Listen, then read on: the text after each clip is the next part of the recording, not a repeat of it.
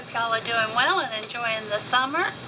Today I've got some very cool recipes for you. These 3 of them are new. No, 4 of them are new. I have another chicken marinade for you, which you can put the chicken on the grill, in a pan, in the oven, any which way. But it's another marinade that I found that was really good. And then we're going to make a pork chop rub.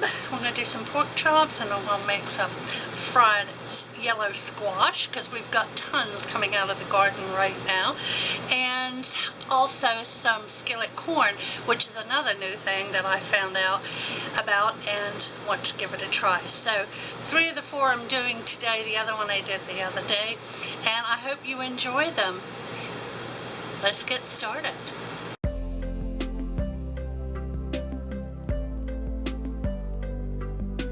Okay, I've been doing a lot of marinades lately so we can cook on the Blackstone or even on the induction cooktop in my grill pan inside. I shared one last week which I call my bold marinade. This one is a super simple marinade. So the first thing I'm going to do is wash the chicken and let it soak in some water along with white vinegar. And that gets it all pinked up and clean. And then I'll rinse that and then put it in the marinade. So what I use for this marinade, and I will put the ingredients at the end, is some balsamic vinegar, olive oil, garlic powder, black pepper, and that is it. It tastes really good, and I hope you give it a try.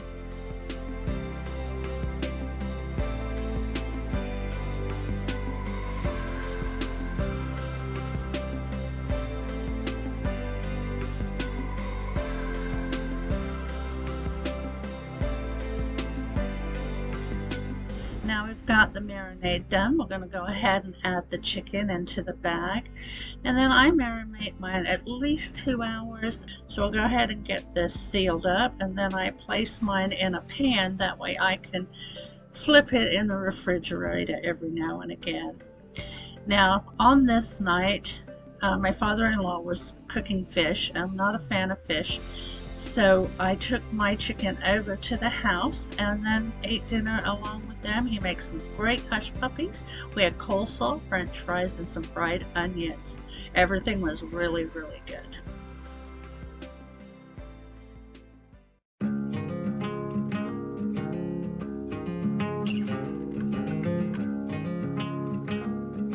First thing we're going to do for our skillet corn is drain. I'm using a can. You can also use frozen. You'd use 2 cups. So we get this into the pan and we spread it out. Now what I forgot to do here was to oil the pan, but that will be in the directions on the website. So I did move half over, put the oil down, and then did the same for the other half.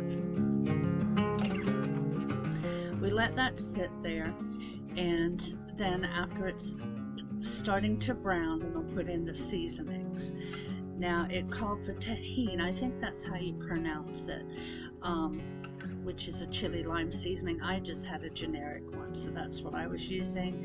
And then I use regular chili powder, garlic salt, and I did put in some anti-no-nos, which is something I just throw on everything now because I love it.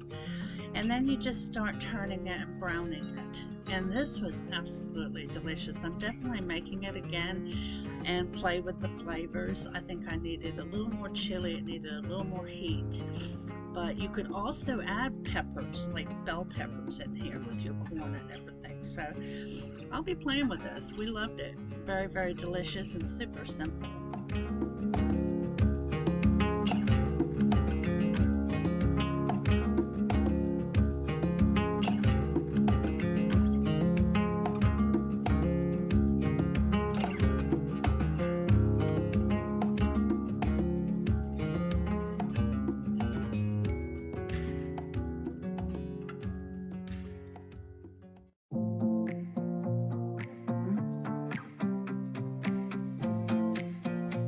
So for our fried squash, in one bowl I'm going to put a cup of flour and then add pepper, and I threw in some anti-no-nos as well. And then in the other bowl we're going to do 1 egg and then a 1/4 cup of milk and then whisk that together.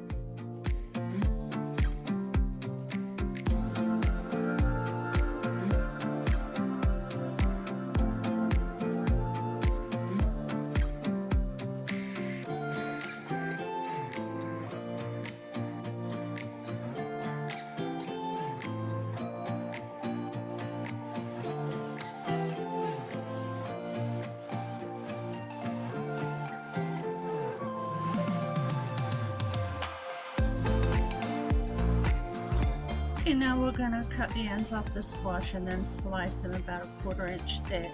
Now the recipe says 1 squash, but I use this mixture for several.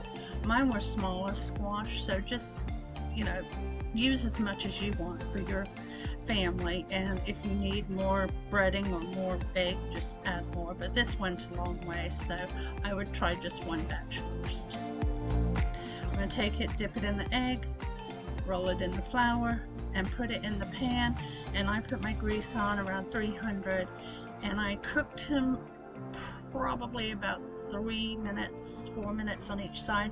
You want to wait till they get brown and then turn them over.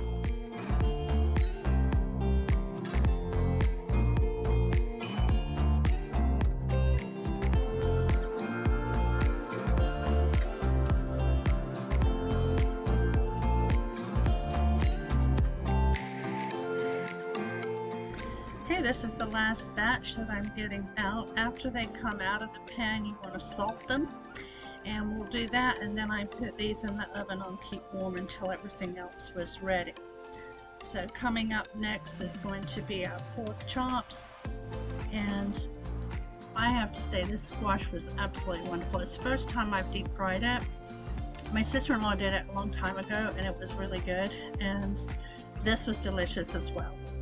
Hit the nail on the head, as you say. Here are your ingredients and directions, of course, on our website.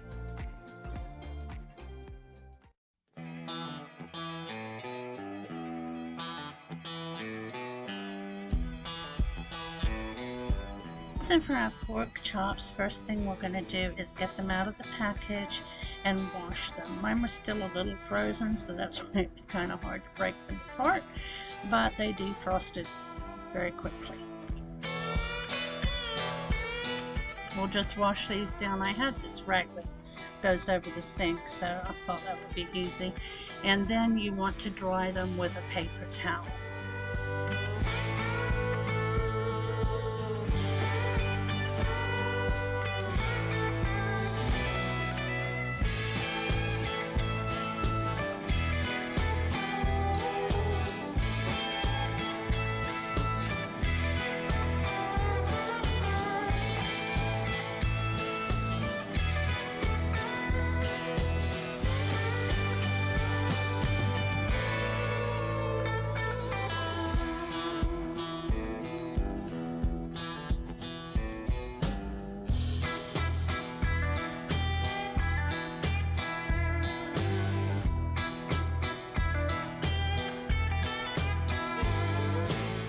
Now we're going to make the dry rub. All the ingredients will be at the end of this clip and also on our website rblifeintheusa.com, and the link to that is going to be in the description box below. That'll give you ingredients and directions for all the recipes I'm sharing today. So we'll add all the ingredients and get them mixed up, and then we'll rub them on the pork chops.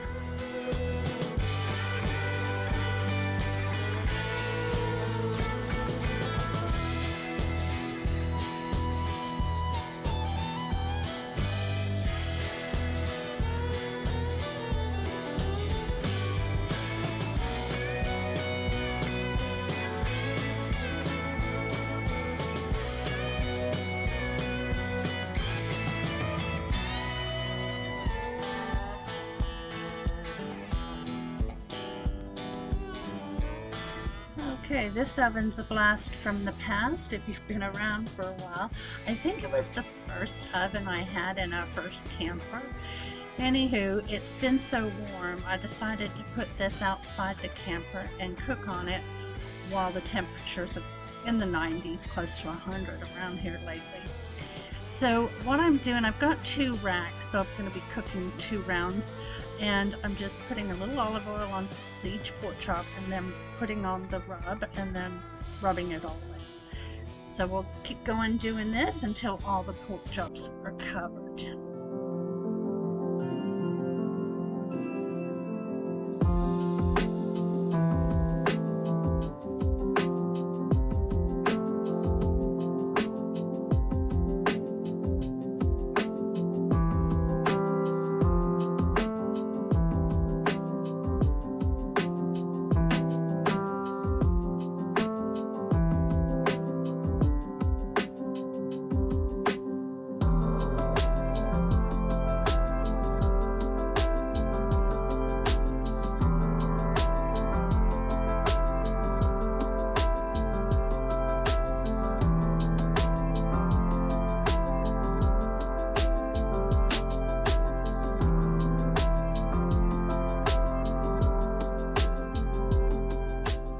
Here goes our first rack.